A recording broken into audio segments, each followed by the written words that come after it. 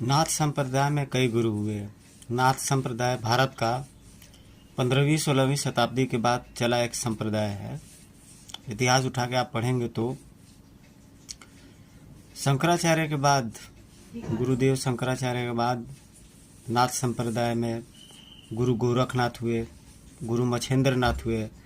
ये लोग के पास मिस्टिकल पावर्स थी और अपने ध्यान भक्ति और योग साधना के बल पर इन्होंने हजारों लाखों भक्तों और अनुयायियों को जोड़ा। उनकी जो रचनाएं होती थी वो सीधी सादी और सरल होती थी। उनके पास ऐसी मिस्टिकल पावर्स थी जिसके बारे में सोशल मीडिया पर बताया नहीं जा सकता है, लेकिन बाबाओं सिद्ध ज्ञानियों का ये जो संसार है ये हमारी आपकी सोच से बहुत ऊपर है। इसमें जो किताबों, टेलीफिल्म्स, बुक्स वगैरह में जो आपने नहीं देखा है उससे भी ऊपर की चीज़ें होती है, होते रहेंगे।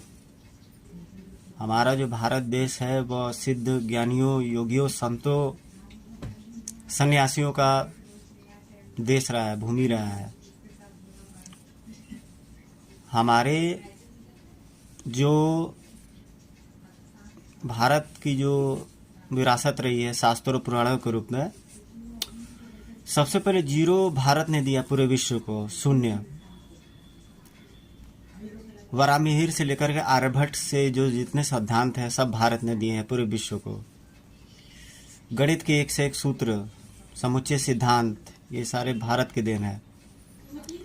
ज्योतिष पे तो अभी बहुत सारा रिसर्च ही नहीं हुआ है, अध्ययन ही नहीं हुआ है। एस्ट्रोलॉजी पर यह एक ऐसा विज्ञान और गणित है जिसमें पारंगत होना बहुत कठिन है।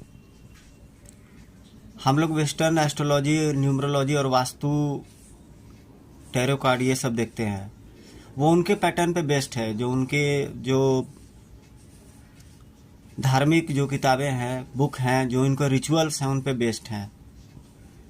वो भी कहीं ना कहीं से सही न सही कनेक्शन निकाल लेते हैं, जो कि जो भारतीय शास्त्र और पुराण जो बताते हैं उसका मैच कहीं नहीं है, वो मैचलेस है। 27 नक्षत्र और 12 राशियां, इसमें बटी हुई सारी चीजें हैं। ध्यान से देखने पर आकाश के सारे नक्षत्र दिखाई देते हैं, उसमें एक एक लिखी हुई चीजें सही सारी हैं। जरूरत है तो उनको रीडिंग्स करके उनको समझने की। और ये नक्षत्र कभी भी, जब से पृथ्वी बनाया, एक समान कभी भी नहीं रहे। कभी कभी किसी किसी समय एक हुआ है तो उसमें बहुत बड़ा चमत्कार या कोई महान घटना हुई है।